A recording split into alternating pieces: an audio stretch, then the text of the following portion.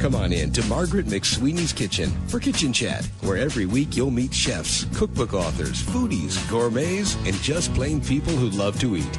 And along with laughter, chat, recipes, and stories about food, you'll sometimes also hear words of inspiration, love, and hope. As Margaret always says, Kitchen Chat is food for the senses and food for the soul. So grab a cup of coffee, put your feet up on a comfy chair, and get ready to spend a little time with Margaret and her friends. Hello, dear foodie friends, and welcome to Kitchen Chat. This is your host, Margaret McSweeney, and I'm so glad you're joining me in my kitchen today, and I hope you're having a fantastic day. Well, I am really excited about today's guest, Yasmin Fahr. She has a new cookbook out called Keeping It Simple: Easy Weeknight One-Pot Recipes.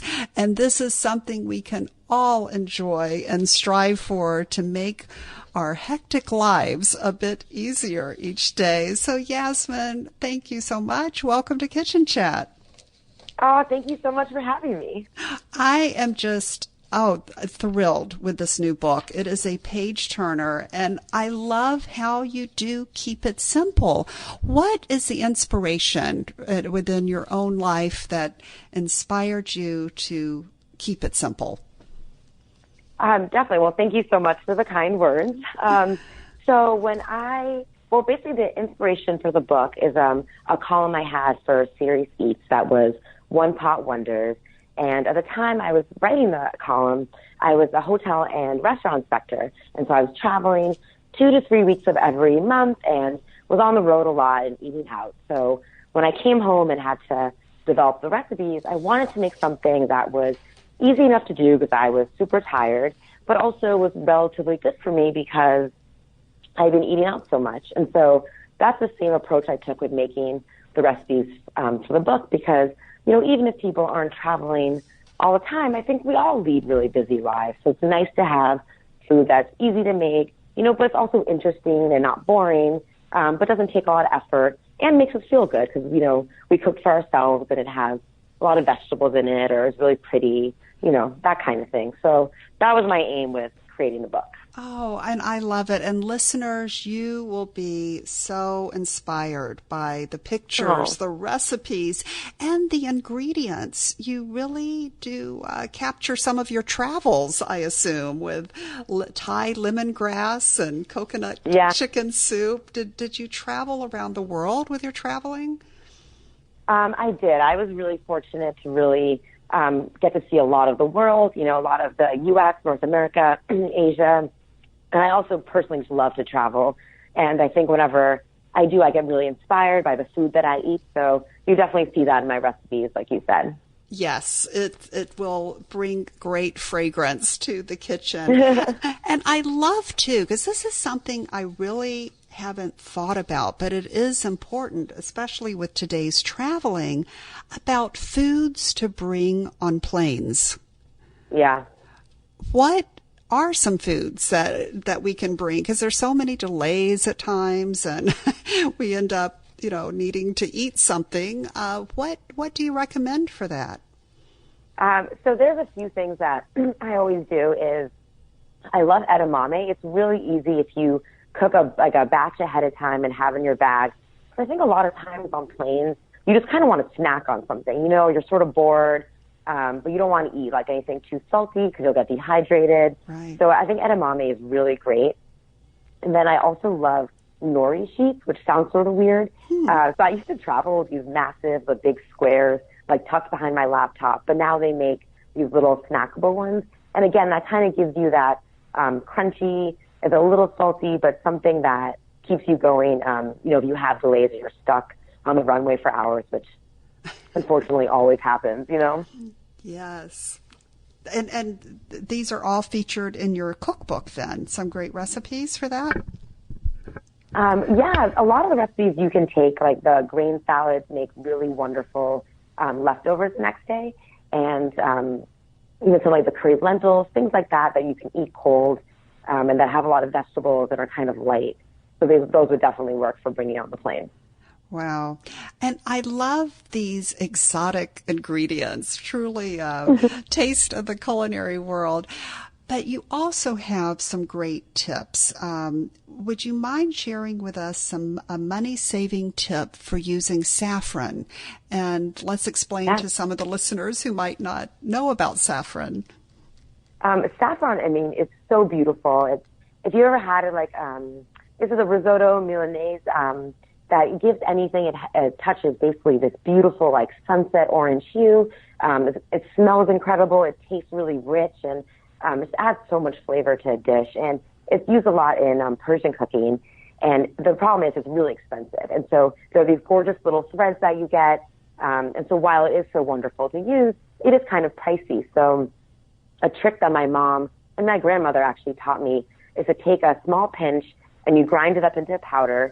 You add a little bit of warm water, and then you mix it up and you make this kind of diluted saffron water. And then you can add it so you can really make a little bit go a long way, and you still get that wonderful taste and smell and color, but you're not really, I mean, you can stretch a little bit for longer, which is pretty great.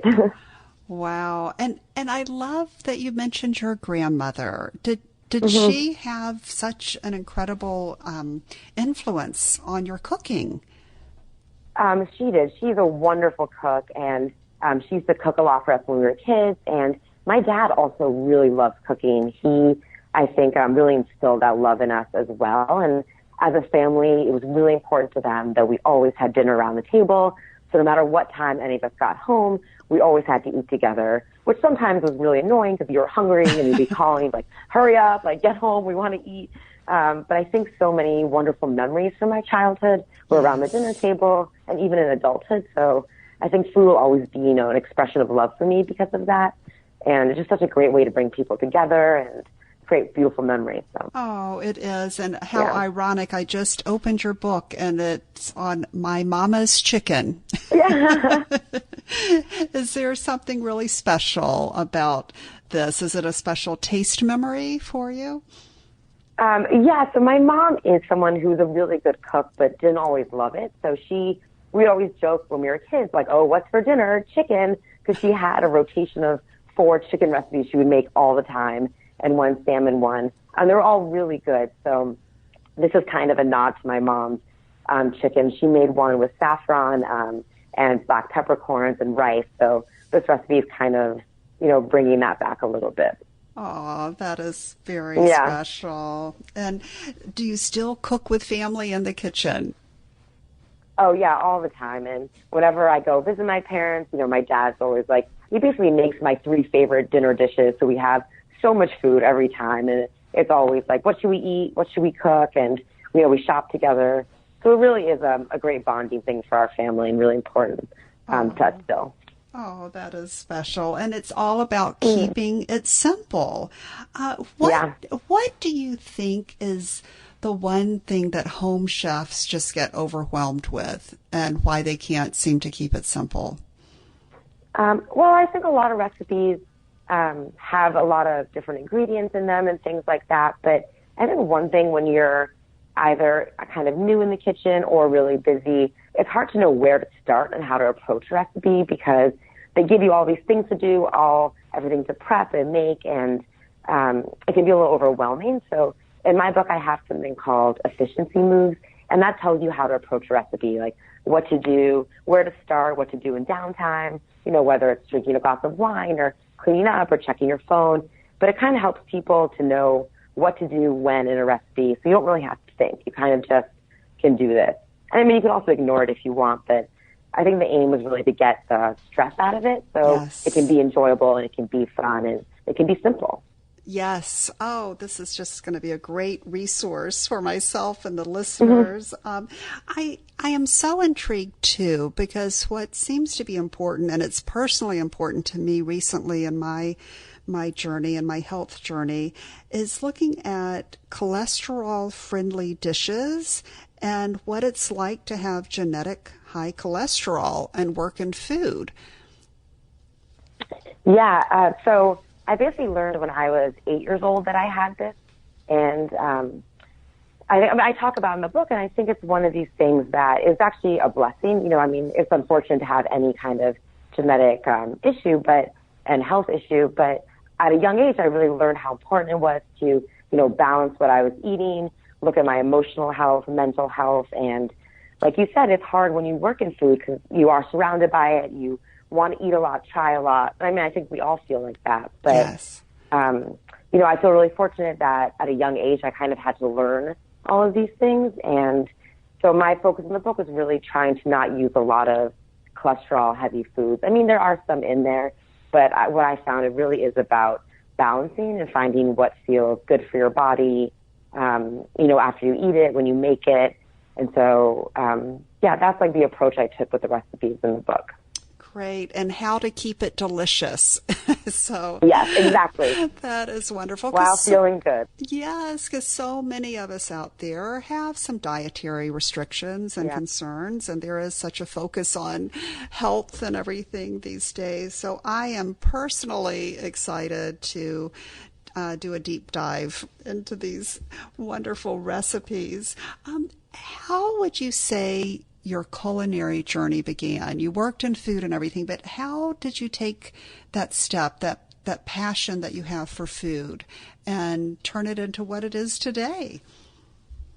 Yeah, so my career is actually a little topsy-turvy. So when I was in college at Cornell, I was planning on being a doctor. You know, that was kind of what I thought in high school. I really loved bio. And then I sort of had this feeling that, you know, maybe this isn't for me. But, you know, when you have like a plan or a path you think you're going on, it's a little scary to kind of abandon it and figure out what else to do. Yes. So I think I stuck with it.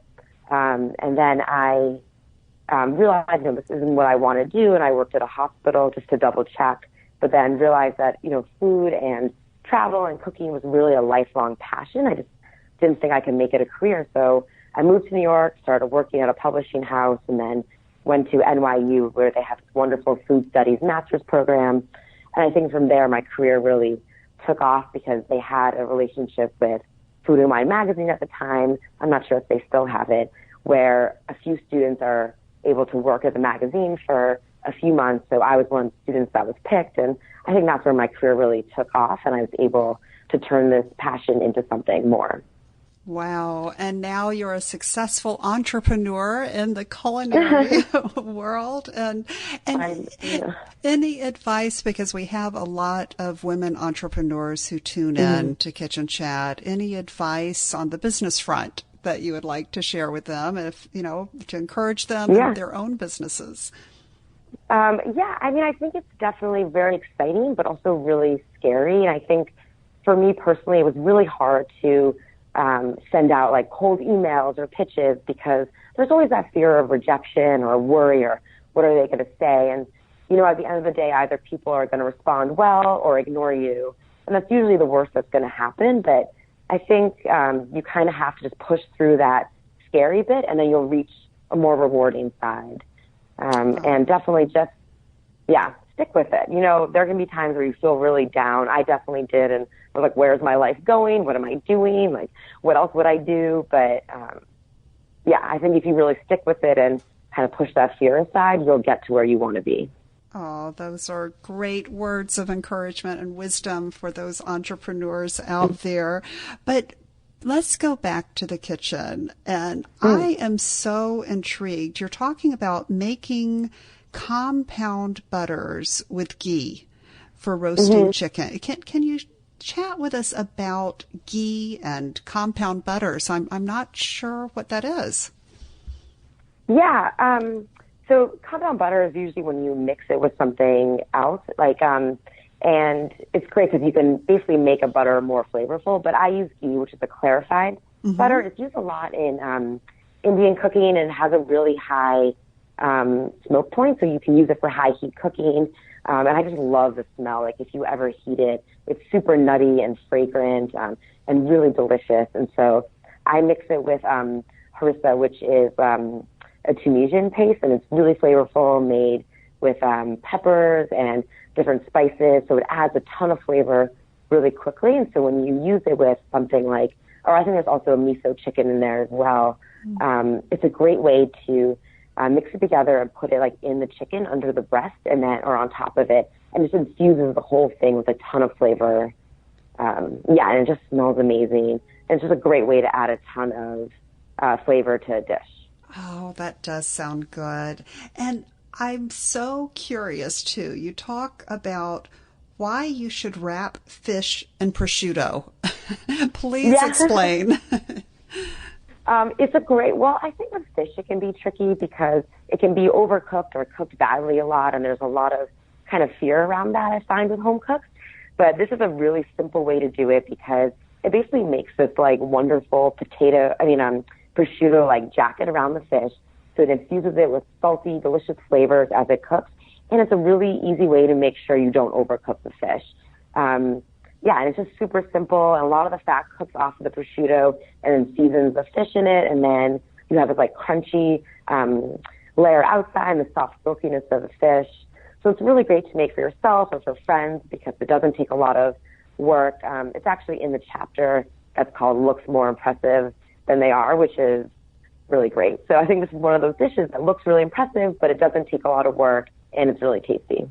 Oh, I am going to try this. This is really fun, and it sounds easy. I mean, you're keeping it simple.